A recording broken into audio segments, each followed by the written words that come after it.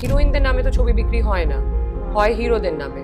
একটা হিরোইন কোনোদিন ডিসিশন নিতে পারলো না যে তার বিপরীতে কাকে সব থেকে বেশি মানাবে।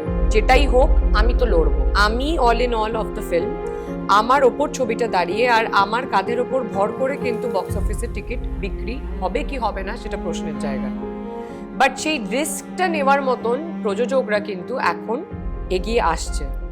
একটা পুরুষতান্ত্রিক সমাজেই এখনো আমরা বাঁচছি, আর আমাদেরকে প্রতিনিয়ত লড়তে হচ্ছে কিন্তু আমাদের নিজেদের অধিকারের জন্য, আমাদের নিজেদের জায়গার জন্য। গায়ে কাটা দেয় যখন একটা মেয়ে এটা বলে যে ছাড়বো না সালা, আমি দেখে নেবো। এই 20টা দিন আমি কিন্তু জয়িতেই ছিলাম। পরিচালক অভিনয় করবে শিবুদা উইদাউট এনি ফিজ। অনেকে বলছে হয়তো যে ফেক, অনেকে বলছে যে লোক দেখানোর জন্য, সমাজকে দেখানোর জন্য এরা প্রেম করে, অনেকে বলছে টাকা আছে তাই ওড়াচ্ছে। না, আমি কারোর সাথে, আমি কৌশানী ছিলামই না। তুমি তো জয়িতাই। হ্যাঁ, আমি ওই তারপরেও মানে ক্যারেক্টারটা তোমার মধ্যেই বাসে। হ্যাঁ। আজকাল রচিনে আপনাদের স্বাগত। আজকে আমার সঙ্গে যিনি রয়েছেন তাকে এই কথাটা আমি বলতে পারি যে তার কেরিয়ারটা কিন্তু ভিনি ভিডি ভিসি নয়, মানে এলাম দেখলাম আর জয় করলাম নয়। যথেষ্ট স্ট্রাগল রয়েছে সেখানে, যথেষ্ট নিষ্ঠা রয়েছে এবং কঠোর একটা পরিশ্রম রয়েছে। সেখান থেকেই তিনি আজকে এই জায়গাটায় পৌঁছেছেন। তার এই স্ট্রাগলের কথাটা তো আমরা সবাই সবটা জানি না, কিন্তু এখন যে বিষয়টা নিয়ে আমরা কথা বলবো, তার যে লড়াই, তার যে প্রতিবাদ, সেই প্রতিবাদ হচ্ছে সিলভার স্ক্রিনে, তাদের আমি বলতে পারি ওটিটির পর্দায়।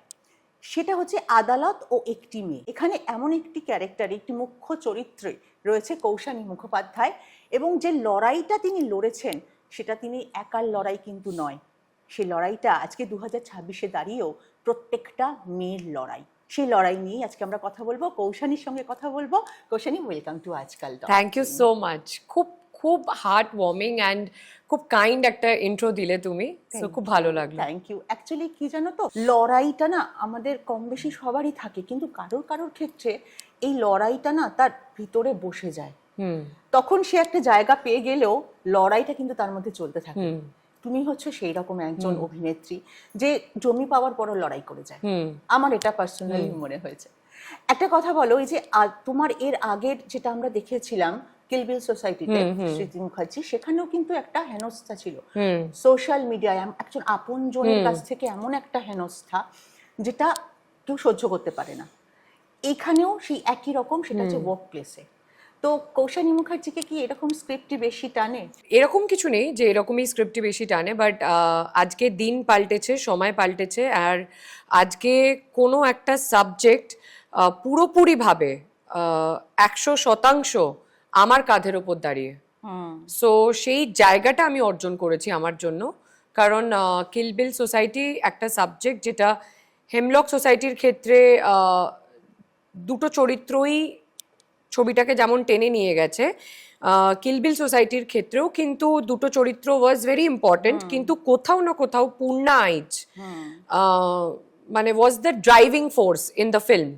এটা তো আমার পরিচালক সৃজিত মুখার্জিও বলেছে, এটা আমার অডিয়েন্স যারা দেখেছে আর ছবিটাকে বক্স অফিসে একটা সাকসেসের জায়গায় নিয়ে গেছে, সমস্ত দর্শকরাও সেটা বলেছে যে Purna was the heart of the film. তো একটা সময় ছিল যখন কৌশানীর নামে, যেটা আমরা মেনে আসি আর কি, যে ডিস্ট্রিবিউটরদের সাথে কথা হলে যে হিরোইনদের নামে তো ছবি বিক্রি হয় না, হয় হিরোদের নামে। সো অনেক সময় অনেক পিরিয়ড এরকম দেখেছি বা জেনেছি যে হিরো যাকে বলবে তাকেই নেওয়া হবে। একদমই তাই। সো একটা হিরোইন কোনোদিন ডিসিশন নিতে পারলো না যে তার বিপরীতে কাকে সব থেকে বেশি মানাবে। সে কিন্তু কোনোদিন ডিসিশন নেওয়ার জায়গায় রইলো না। এবার এমন একটা সময়ও দেখছি যেখানে আমি all in all of the film, আমার ওপর ছবিটা দাঁড়িয়ে আর আমার কাঁধের ওপর ভর করে কিন্তু বক্স অফিসের টিকিট বিক্রি হবে কি হবে না সেটা প্রশ্নের জায়গায়। বাট সেই রিস্কটা নেওয়ার মতন প্রযোজকরা কিন্তু এখন এগিয়ে আসছে। সো দিস হ্যাজ বিন মানে একটা 360 ডিগ্রি ঘুরে যাওয়া গেম। মানে ওই পিরিয়ডটাও দেখেছি, এই পিরিয়ডটাও দেখছি। এবার যেটা তুমি আমাকে বললে শুরুতে যে এই ধরনের স্ক্রিপ্ট কি তোমাকে টানে বেশি? হ্যাঁ, কারণ একটা প্রতিবাদের একটা জায়গা থাকে, ডেফিনেটলি সচরাচর বাস্তবে করে উঠতে পারি না। ডেফিনেটলি মানে কি হয় দেখো, একটা তো লিমিটেশন থাকেই কোথাও না কোথাও, কারণ আমরা যেটাই করতে যাই না কেন হয়তো খুব স্বচ্ছতার সাথে, খুব অনেস্টির সাথে হয়তো একটা জিনিসকে সাপোর্ট করছি, কিন্তু সেটা কিন্তু নানান মুখে নানান কথা আর ট্রোল আর ক্রিটিসিজম আর নেগেটিভিটি সাবজেক্ট হয়ে দাঁড়ায়। মানে হয়তো করতে গেলাম ভালো মনে, বাট আমাকে খারাপ করে দেওয়া হলো ওটার মধ্যেও। যখন এরম ধরনের ঘটনা শুনি একটা মেয়ে হিসেবে, যে কোথাও কোনো একটা এরকম কোনো রেপের ঘটনা, rape is the ultimate crime that somebody can commit, তো এরকম কোনো ক্রাইম যদি ঘটে, নাও অ্যান্ড দেন ঘটছে, অনেক খবরের কাগজে আসে, অনেক খবরের কাগজে আসেও না, আমরা যখন পড়ি একটা মহিলা হিসেবে আমার মানে আমাকে নাড়িয়ে দেয় ভেতর থেকে কোথাও না কোথাও। বিকজ দেখবে তুমিও এটা ফিল করবে যে ওই মেয়েটা কি কিসের ওপর দিয়ে গেল, মানে ওই মুহূর্তে যখন হয়তো আমরা আমাদের স্বাভাবিক জীবনে ছিলাম, আমরা পার্টি করছিলাম, ওই সময়টা হয়তো ওই মেয়েটার জীবনটা শেষ হয়ে গেল। সো সেটা তুমি একটা মেয়ে হিসেবে ফিল করতে পারবে। আর সেটা যদি তুমি বড় পর্দায়, তুমি ওটিটির দ্বারা হোক কি তুমি সিনেমার দ্বারা হোক, তুমি যদি সেরকম একটা কোনো সাবজেক্টে কাজ করতে পারো আর ওভারঅল একটা বড় প্ল্যাটফর্মে একটা মেসেজ দিতে পারো to the society, I think that is also a initiative that you are taking. আজকে আমি বলছি ক্লিন সিটি, কিন্তু আমি একটা জলের বোতল ফেলে দিচ্ছি রাস্তায়, তাহলে তো আমিও একই ওই ভিড়ে, যেমন লোকে ভাবছে যে আরে আমি যদি নাই করি পাশের লোকটা করে দেবে, বাট আমার আমার মনে হয় যে তুমি তো করো, ইউ ডু ইয়োর পার্ট, পাশের লোকটা করলো কিনা এইভাবেই তো মেসেজটা, এইভাবেই তো মাল্টিপ্লাই হবে ইন নাম্বারস। হয়তো তারও কোনো না কোনো দিন হয়তো মানবিক ভাবে সে জাগবে যে না আমি এটা করছি, ভুল করছি, আই উইল নট, আমি ডাস্টবিন ইউজ করি। সিমিলারলি আজকে ধরো একটা রেপ নিয়ে প্রতিবাদ হয়তো একজন জানাচ্ছে, আবার আরেকজন পিছিয়ে পড়ছে, তো মানে আমি যে জানাতে চাইছি সেটা তো আমাকে তো এগিয়ে আসতে হবে, কাউকে না কাউকে তো এগিয়ে আসতে হবে জানাতে। এখানে একটা প্রশ্ন ওঠে কৌশানী, যে এখন তো অনেক কিছু মেয়েদের মানে সাহায্য করার জন্য অনেক আইনি পদক্ষেপ নতুন নতুন এসেছে, মিটু মুভমেন্টের কথাও আমরা সবাই জানি, তাও মেয়েরা, আমি তো তোমাকে জিজ্ঞেস করছি, তাও মেয়েরা কেন সংকোচ করে বলতে, এগিয়ে আসতে ভয় পায় কেন? ক্রাইম তো থামেনি না, ক্রাইম তো থামেনি। তুমি বলছো যে মেয়েরা, মানে আমি তো মনে করি এখনো প্রত্যেকটা জায়গায় একটা মেয়েকে অবজেক্টিফাই করা হয়, একটা মেয়েকে তাদের ইচ্ছের বা তাদের মানে একটা পুরুষের, একটা পুরুষতান্ত্রিক সমাজেই এখনো আমরা বাঁচছি, আর আমাদেরকে প্রতিনিয়ত লড়তে হচ্ছে কিন্তু আমাদের নিজেদের অধিকারের জন্য, আমাদের নিজেদের জায়গার জন্য, আমাদের আওয়াজটা যাতে কেউ শোনে তার জন্য। সো লড়াইটা কিন্তু প্রতিদিনের একটা মেয়ের, আর সেই মেয়েটা কিন্তু লড়ছে তার জন্ম থেকে তার মৃত্যু অবধি। একদম সেই জায়গা থেকে দাঁড়িয়ে এই জয়িতা চৌধুরীর নামের মধ্যে জয়ী কথাটা আছে, কিন্তু সে কি আদেও জয় করতে পারছে? সেটা একটা বড় জিনিস যেটার জন্য মানুষকে দেখতে হবে। এই এই সাবজেক্টটা যেটা তুমি বললে, আমি প্রতিবাদী চরিত্র ভালোবাসি, আমি নিজে একজন প্রতিবাদী, মানে নিজে ব্যক্তিগতভাবে খুবই প্রতিবাদী। আমি যদি কোনো কিছু ভুল দেখি আমার চোখের সামনে, আমি 2 মিনিটও ভাববো না যে আমি একজন heroine. I will behave like a citizen.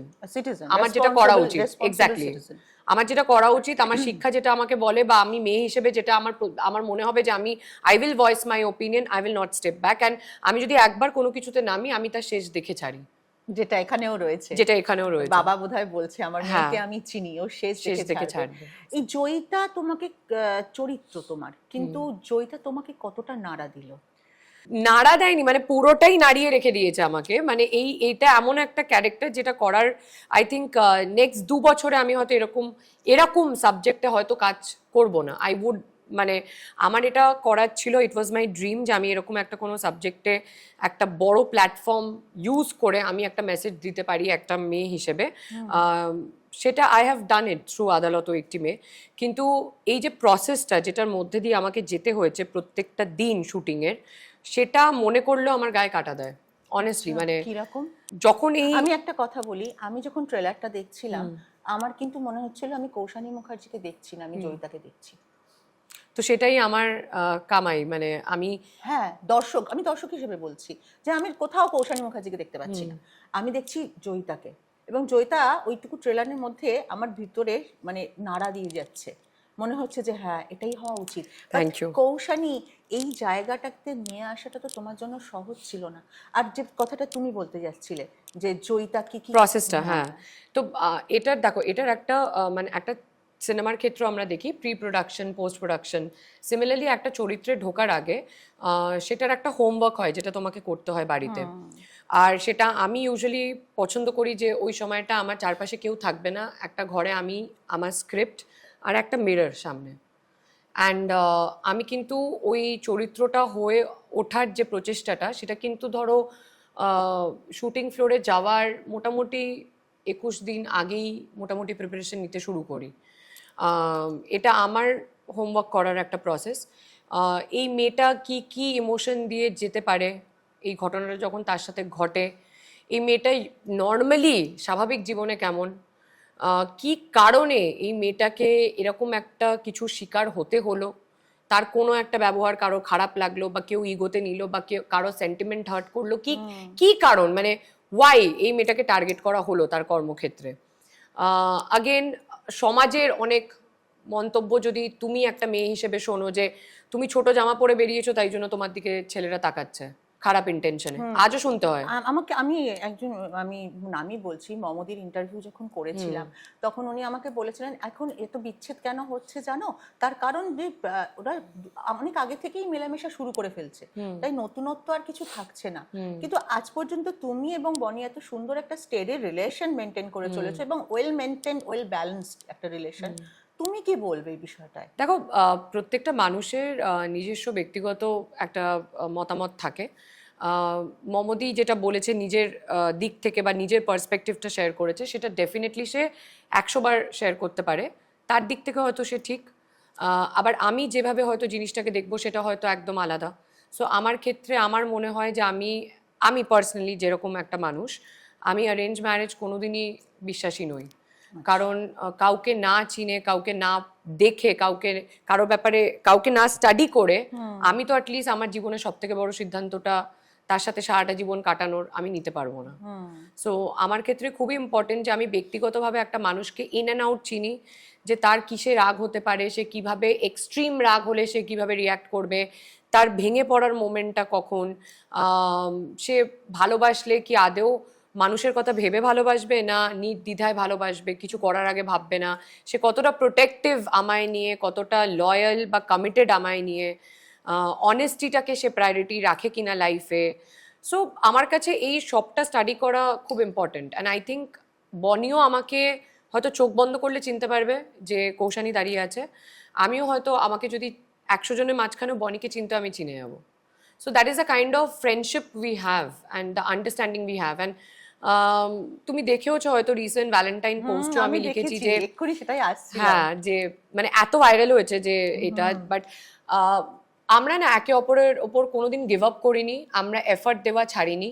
কারণ আমি মনে করি একটা সম্পর্ককে লম্বা বাঁচিয়ে রাখতে গেলে সেই সম্পর্কটার মধ্যে স্পার্ক বা চার্ম থাকা খুব ইম্পর্টেন্ট। অ্যান্ড সেটার জন্য তোমাকে it's a daily thing, it's a daily effort that you have to give. তোমাকে এফর্ট দিতে হবে, তোমাকে সেই মানুষটার ব্যাপারে ভাবতে হবে, তোমাকে সেই মানুষটাকে স্পেশাল ফিল করাতে হবে। তুমি যতই ব্যস্ত থাকো না কেন তোমাকে বোঝাতে হবে যে হোয়াট এভার হ্যাপেন্স তুমি রয়েছো, you are my fixed deposit. So আমি তো তোমাকে বললাম, আই ডোন্ট কেয়ার আমাকে কে কিভাবে জাজ করে। যে অনেকে বলছে হয়তো যে ফেক, অনেকে বলছে যে লোক দেখানোর জন্য, সমাজকে দেখানোর জন্য এরা প্রেম করে, অনেকে বলছে টাকা আছে তাই ওড়াচ্ছে। এক একজনের এক একটা মন্তব্য। বিকজ পাবলিক ফিগার হলে কি হয়, you are an open space, যে যেখানে এলো কমেন্ট বক্সে একটা ড্রপ করলো, নির্দ্বিধায় লিখে দিয়ে বেরিয়ে চলে গেল, না ভেবে যে সেই মানুষটারও সেন্টিমেন্ট আছে, সেও এন্ড অফ দ্য ডে একটা হিউম্যান বিং, কিচ্ছু এসব ভাবনা চিন্তা নেই, লিখে চলে গেল। আর আপনারা যে ভাবেন অভিনেত্রীদের জীবনটা সবটাই গ্ল্যামার ওয়ার্ল্ড, চারদিকে শুধু আলো আর আলো, তা কিন্তু নয়। একজন অভিনেত্রীকেও তার প্রত্যেকটা সম্পর্ককে তার কাজের মধ্যে থেকে সময় বার করে তাকে সময় দিতে হয়, এবং এই ব্যালেন্স করাটা কিন্তু খুব সহজ নয়।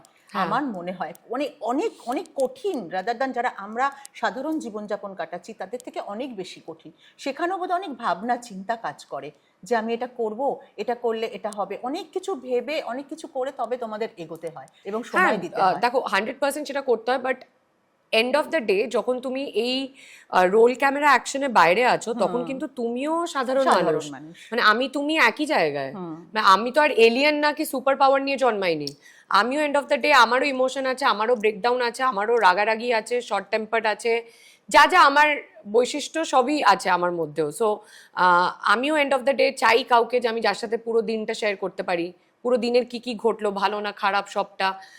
খারাপ হলে তাকে মানে তার মাধ্যমে যাতে আমার মুখে হাসি ফোটে, বা অপোজিটটাও সেম, মানে তার যদি জীবনে কিছু খারাপ হয় আমি যাতে তার তোমার মধ্যে পড়বে একেবারেই। তো এটা তো মানে আমার মনে হয় যে দেখো it's a daily thing, and একটা সম্পর্ককে এইভাবে যে 11 বছর হেলদি রাখা, এটা কিন্তু touch wood is a challenge. Yes.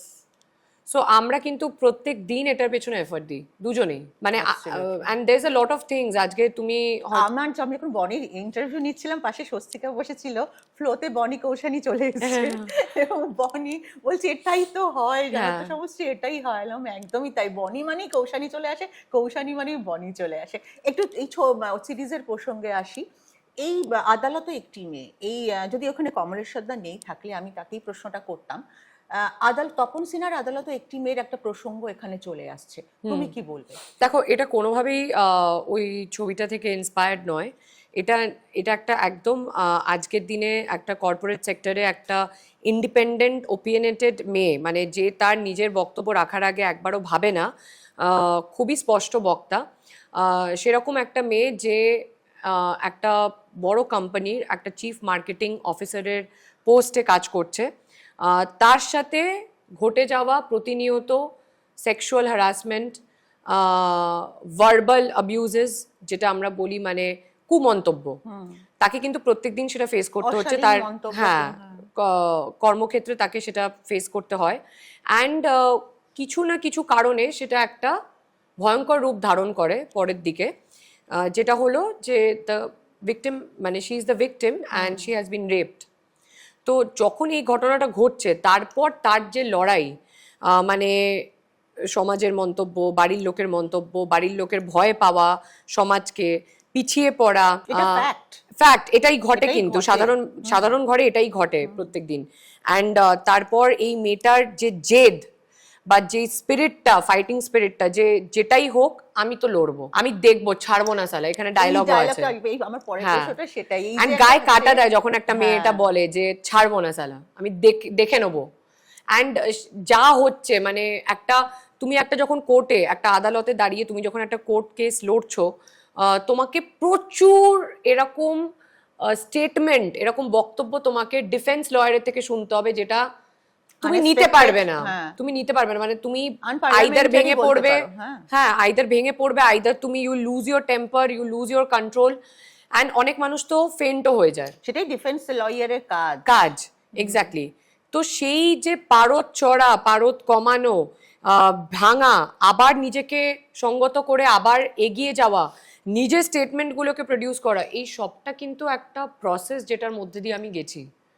So stage wise গেছি, ঘটনাটা ঘটা, মানে যখন লাইট ক্যামেরা অ্যাকশন হয়ে যেত তখন আমি কারোর সাথে কথা বলতাম না। কৌশানি না, আমি কারোর সাথে, আমি কৌশানি ছিলামই না। তুমি তো জয়িতাই। হ্যাঁ, আমি ওই তারপরেও মানে ক্যারেক্টারটা তোমার মধ্যেই বাস করত। হ্যাঁ, এই 20টা দিন আমি কিন্তু জয়িতাই ছিলাম। আমি খাবার সময়, ঘুমানোর সময়, জল খাওয়ার সময়, হাঁটাচলা করার সময়, সবটাই কিন্তু আমি জয়িতার অনুযায়ী করেছি। So I was not at all Koushani. And আমি, এটাই তো আমার চ্যালেঞ্জ ছিল যে তুমি যখন দেখবে দর্শক হিসেবে, তোমার যাতে মনে নয় যে তুমি আমায় দেখছো, সেটাই হয়েছে। সো যাতে সেটা বডি ল্যাঙ্গুয়েজও না ধরা পড়ে, সেটাই টার্গেট ছিল। একদম ট্রেলার দেখে সেটাই মনে হয়েছে, আর আমার মনে হয় দর্শকদেরও সেটাই মনে হবে। Thank you. একটা কথা বলো, সেটা হচ্ছে কমলেশ্বরদার সঙ্গে এটা তোমার প্রথম কাজ, কেমন লাগলো কাজ করে? অসাধারণ। আমার তো অভিনেত্রী হিসেবে এটা একটা স্বপ্ন ছিল যে আমার ফিল্মোগ্রাফিতে কমলদার পরিচালনায় একটা ছবি করার টিক থাকবে নামের পাশে, অ্যান্ড সেটা ফাইনালি 2026-এ দাঁড়িয়ে হলো। খুবই, মানে দেখে তো মনে হবে তোমার যে খুবই স্ট্রিক্ট, খুবই গম্ভীর, হ্যাঁ এসো বসো, সো এরকম মনে হবে যে গেল। এই 20টা দিন উড বি বিগ চ্যালেঞ্জ, কারণ একে তো এরকম ক্যারেক্টার, তার মধ্যে কমলদা, অ্যান্ড হি ইজ অলসো, মানে কমলদা নিজেও অভিনয় করেন।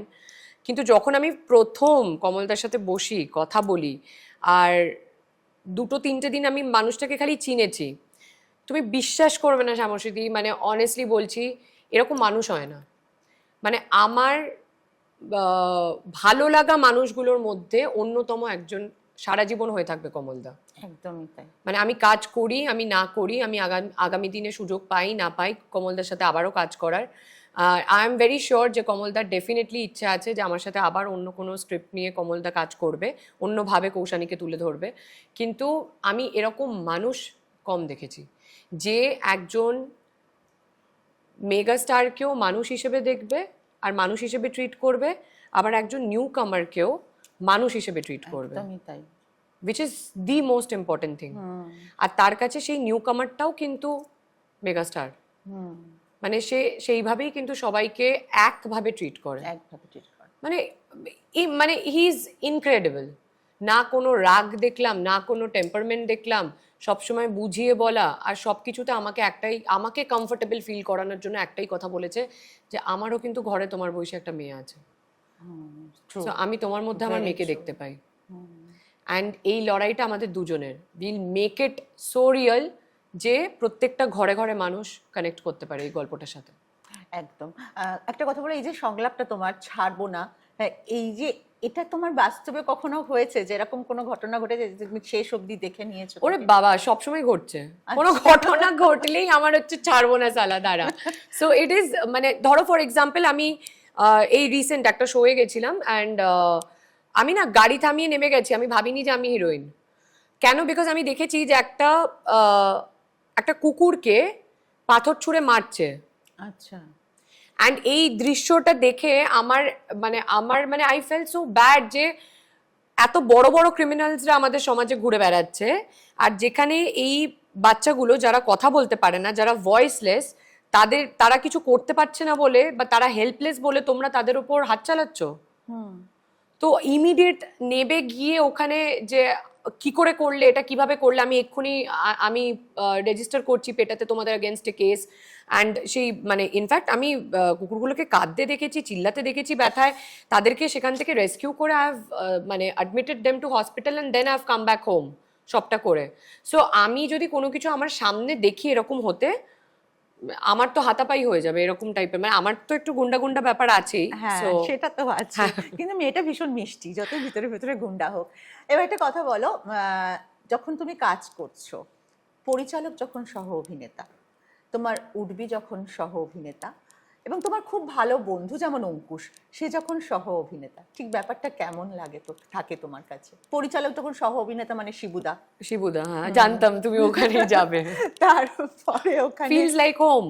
আচ্ছা, শিবুদা feels like home, Windows feels like home, and আমার সাথে প্রচন্ড ভালো কেমিস্ট্রি শিবুদার, যেটা তোমাদের সবার খুব ভালো লেগেছে। যার জন্য তো আবার বহুরূপী 2টা আসছে, এই কারণেই আসছে। বহুরূপী দ্য গোল্ডেন ডাকু। হ্যাঁ, হ্যাঁ, সো আমার মনে হয় যে এই অন স্ক্রিন কেমিস্ট্রিটা খুব যদি জবরদস্ত হতে হয়, তাহলে অফ স্ক্রিন কেমিস্ট্রিটাও কিন্তু খুব ইম্পর্টেন্ট।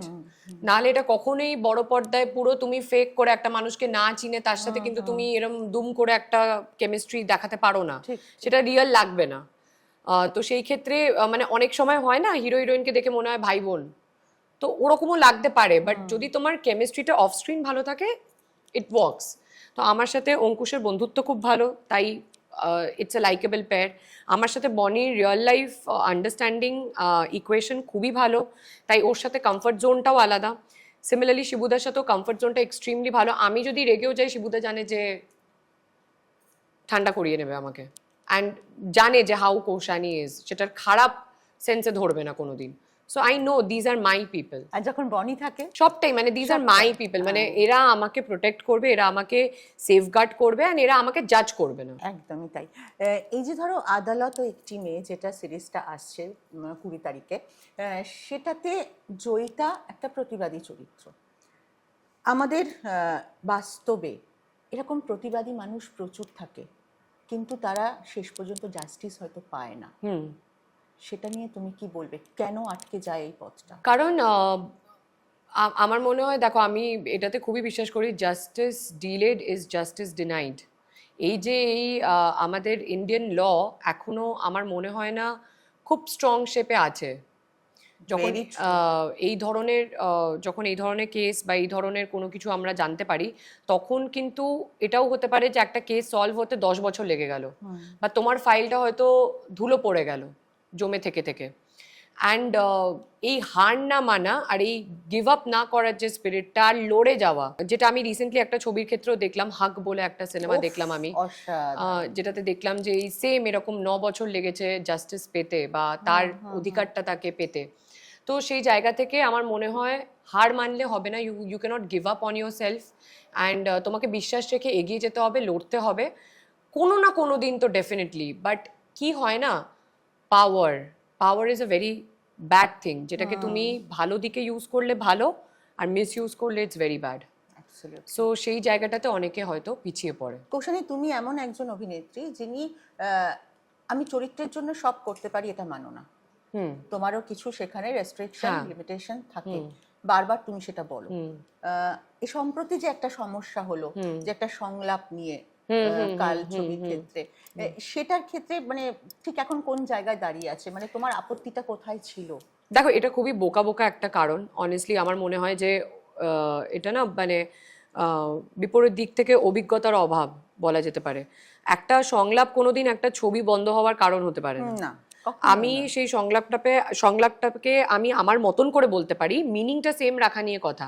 মানে আজকে আমি যদি একটা পুলিশের চরিত্রে কাজ করি, একটা পুলিশ অফিসার এরকমও হয় যে কেওড়া ভাষায় কথা বলছে বা গালাগাল দিয়ে কথা বলছে, আর একটা পুলিশ অফিসার এরকমও হয় যে মার্জিত ভাবে কথা বলছে।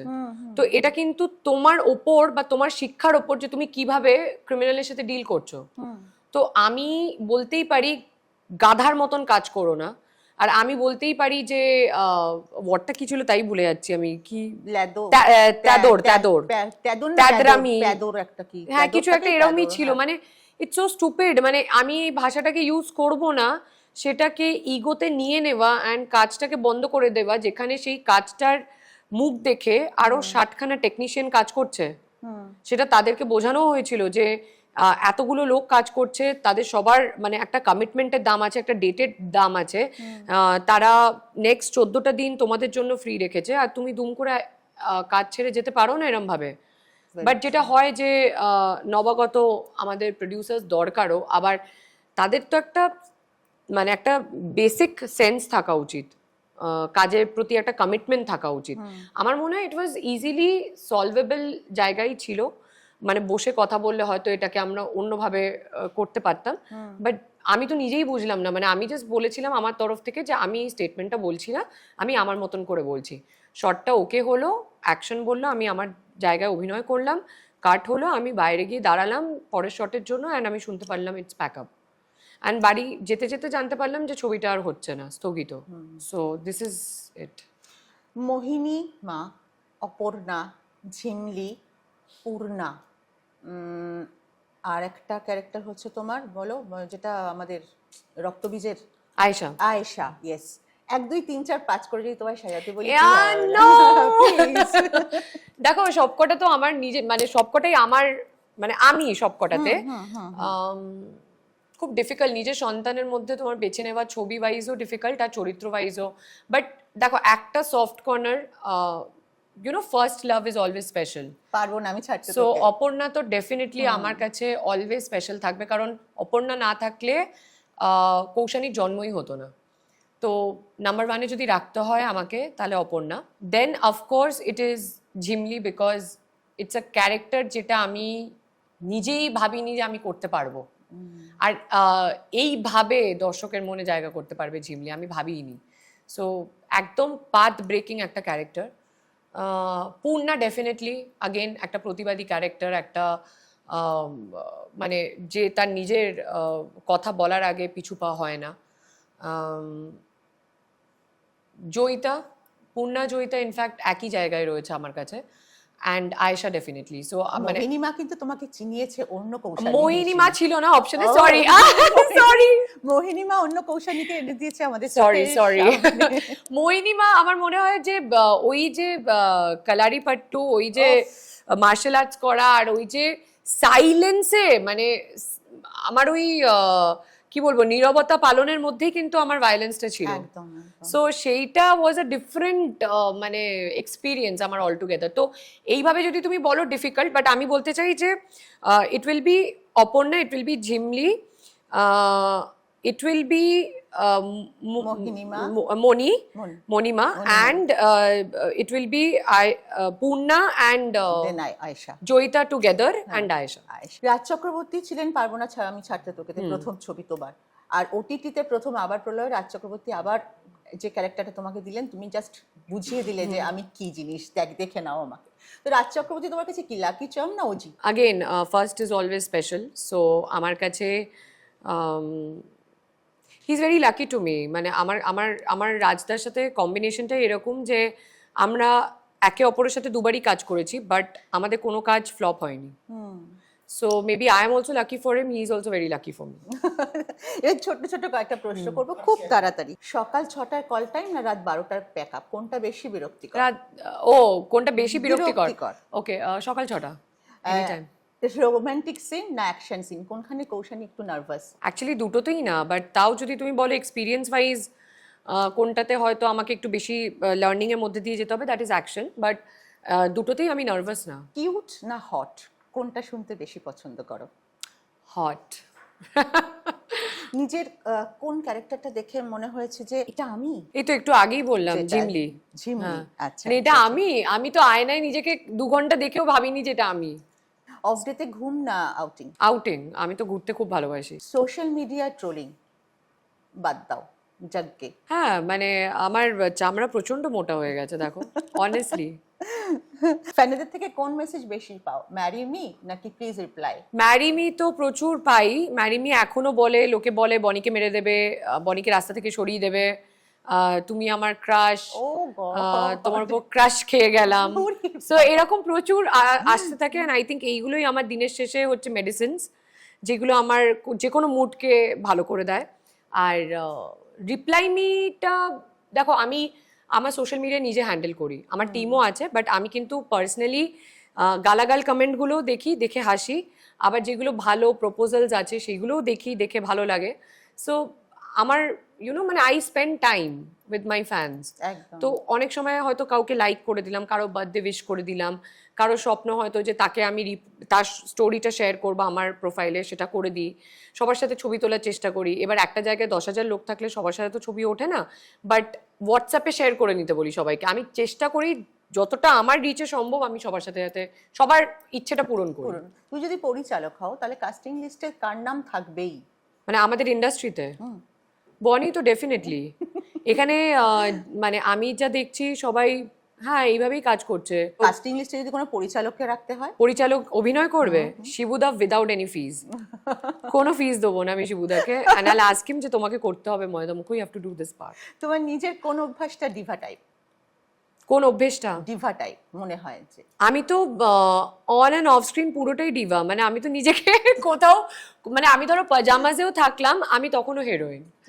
মাই team knows it well, I mean ওরা ক্যামেরার পেছনে আছে, দে নো ইট ওয়েল যে আমি পাজামাজেও এরকম করছি। হ্যাঁ, এইসব আমি করতে থাকি অলওয়েজ। কৌশানী রোমান্টিক না প্র্যাকটিক্যাল? রোমান্টিক। একদমই তাই, সাংঘাতিকভাবে রোমান্টিক।